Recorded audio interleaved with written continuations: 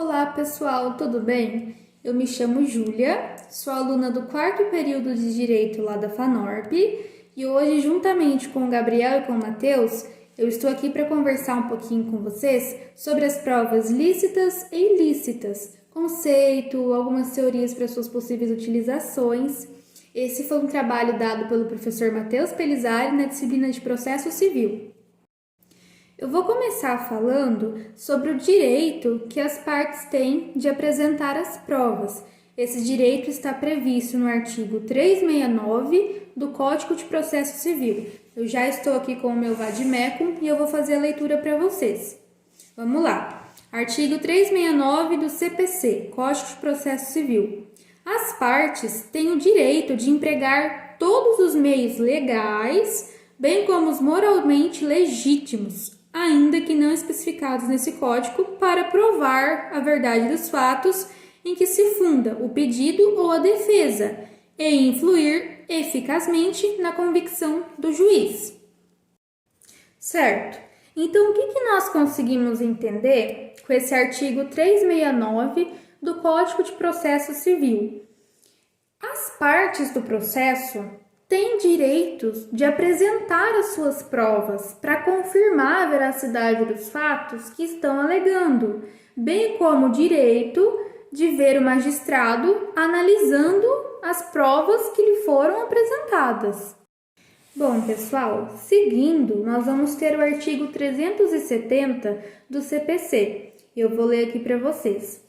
Caberá ao juiz de ofício ou a requerimento da parte determinar provas necessárias ao julgamento do mérito. Bom, então o que a gente consegue entender desse artigo 370? O juiz, ele é o destinatário das provas, então cabe a ele também exigir algumas dilações probatórias que ele julgue serem necessárias para o julgamento do mérito. Seguindo, nós temos o artigo 371 do Código de Processo Civil. O juiz apreciará a prova constante dos autos, independentemente do sujeito que a tiver promovido, e indicará na decisão as razões da formação de seu convencimento. Bom, então o juiz, ele é livre na formação do seu convencimento. Porém, esse convencimento deve estar fundamentado nas provas e nos argumentos que foram apresentados pelas partes ao decorrer do processo. Bom, então vamos falar sobre o que são as provas lícitas. São aquelas que são aceitas nos tribunais. As provas lícitas são aquelas provas aceitas pelo ordenamento jurídico, que não viola a Constituição Federal e a nenhuma norma jurídica. Ou seja, alguns exemplos. Os famosos prints de WhatsApp, que têm sido muito utilizados nos últimos tempos, documentos de cartório, notas fiscais, filmagens de câmeras de segurança e muitas outras. Me chamo Gabriel e sou estudante do quarto período do curso de Direito. E hoje eu vim falar um pouco a respeito das provas ilícitas. As provas ilícitas são aquelas que violam as regras do direito material ou a Constituição no momento da sua coleta. Ocorre uma violação dos direitos resguardados na Constituição Federal. Dessa forma, a vedação pode ser estabelecida por uma norma processual ou por uma norma material, constitucional ou penal. Se nós olharmos o caput do artigo 157 do CPP, do Código de Processo Penal, ele vai nos dizer que são inadmissíveis, devendo ser desentranhadas do processo, as provas obtidas por meio ilícitos, aquelas, assim entendidas, as obtidas em violação às normas constitucionais ou legais. Também é válido falar sobre a teoria da árvore envenenada. Essa teoria traduz a ideia de que a prova obtida por meio ilícito, todas as demais provas dela decorrentes também serão consideradas ilícitas. Se a árvore está envenenada, todos os seus frutos também estarão. E por fim, se nós olharmos o artigo 5º, inciso 56 da Constituição Federal, ele vai nos dizer que são inadmissíveis no processo as provas obtidas por meios ilícitos. Então, como vocês podem ver, fica muito claro que as provas ilícitas, elas não poderão ser utilizadas no processo. E aí, galera, boa tarde.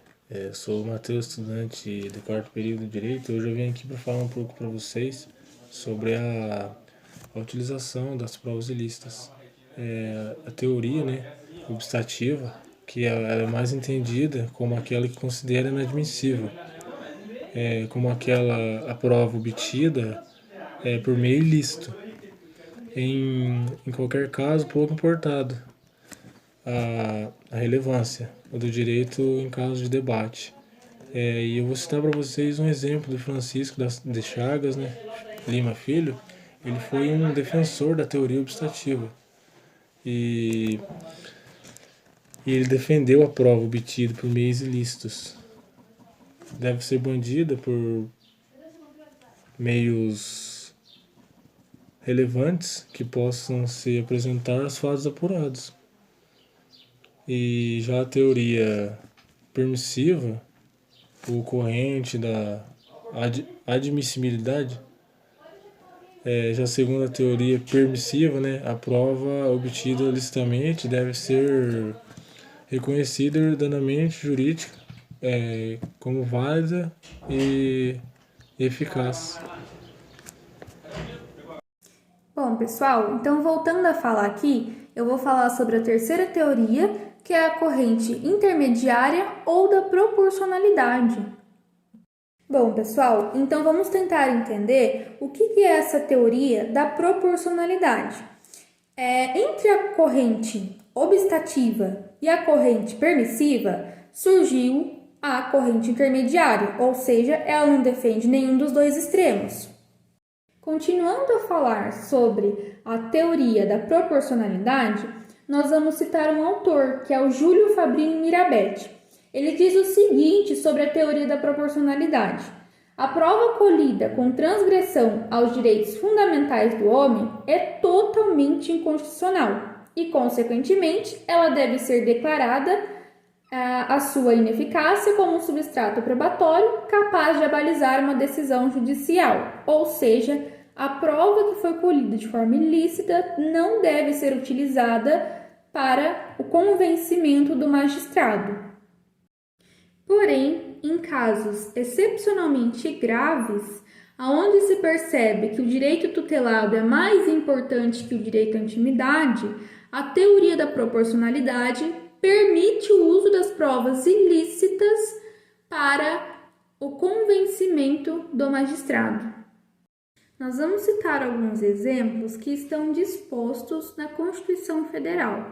Lá no artigo 5º, no parágrafo 12, está aqui: é inviolável o sigilo da correspondência e das comunicações telegráficas, de dados e das comunicações telefônicas, salvo, no último caso, por ordem judicial, nas hipóteses e na forma que a lei estabelecer para fins de investigação criminal ou de instrução processual penal.